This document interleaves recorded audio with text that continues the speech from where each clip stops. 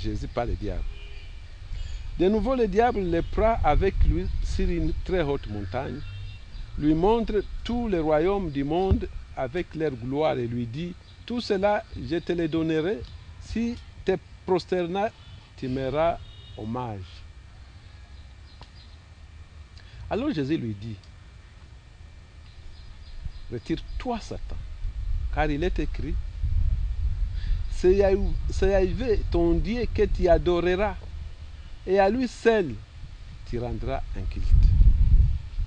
Jésus est clair. C'est Yahvé ton Dieu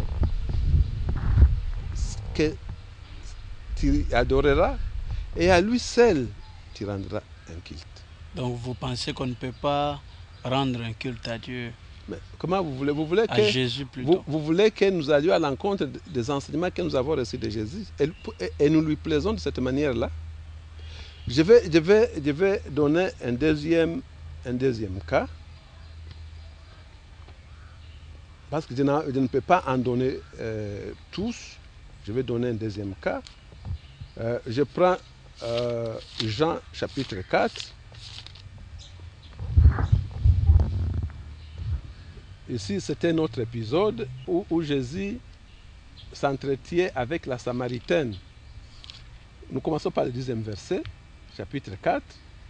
Jésus lui répondit, si tu connaissais les dons de Dieu, et qui est celui qui te dit, donne-moi à boire, c'est toi qui aurais demandé et il t'aurait donné de l'eau vive. La femme lui dit, Seigneur, tu n'as pas même un seau, et le puits est profond. D'où la tiens-tu donc cette eau vive? Serais-tu plus grand, toi, que notre père Jacob, qui nous a donné le puits, et qui lui-même y a bu, et ainsi que ses fils et ses bêtes? Jésus lui répondit, quiconque boit de cette eau-ci aura encore soif. Prenons le 17e verset. La femme lui répondit, je n'ai pas de mari. Jésus lui dit, tu dis bien, je n'ai pas de mari. Tu en as eu 5, et l'homme que tu as maintenant n'est pas ton mari. En cela, tu as dit vrai. Seigneur, lui dit la femme, je vois que tu es un prophète. Nos pères ont adoré sur cette montagne, et vous affirmez qu'à Jérusalem se trouve le lieu où il faut adorer. Jésus lui dit, crois-moi femme, l'heure vient où ce n'est ni sur cette montagne, ni à Jérusalem que vous adorerez le Père.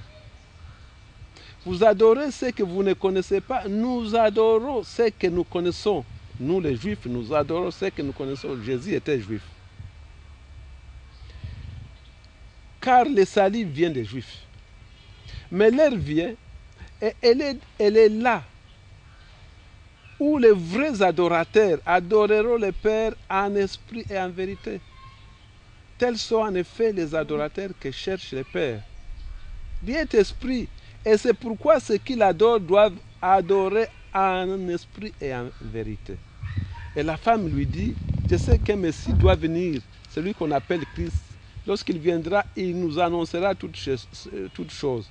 Jésus lui dit, je le suis, moi qui te parle. Jésus se reconnaît, c'est le Messie, tandis qu'il dit l'adoration revient au Père.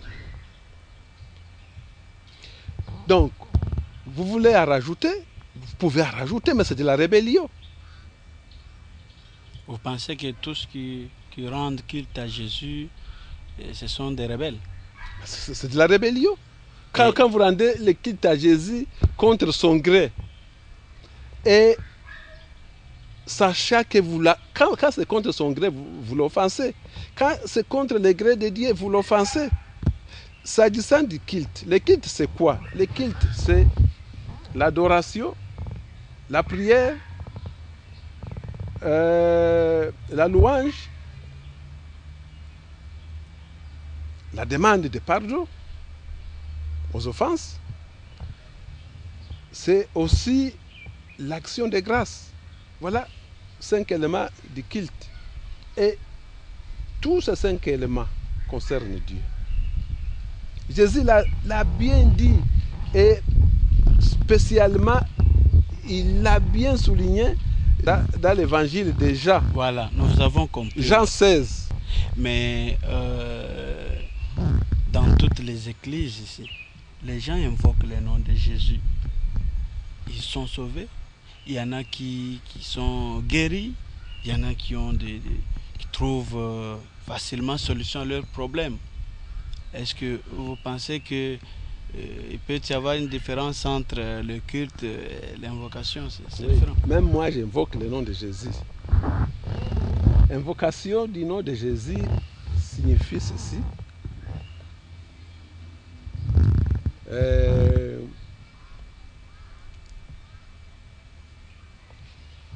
Citer le nom de Jésus. Parce que Dieu a mis dans ce nom-là de la puissance. C'est ainsi que, je donne un exemple. Lorsque Pierre trouve un paralytique et qui n'avait pas d'argent à lui donner,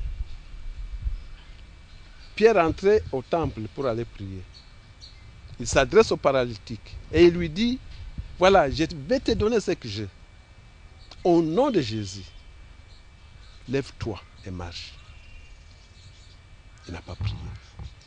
Il a invoqué le nom de Jésus et le paralytique s'est levé.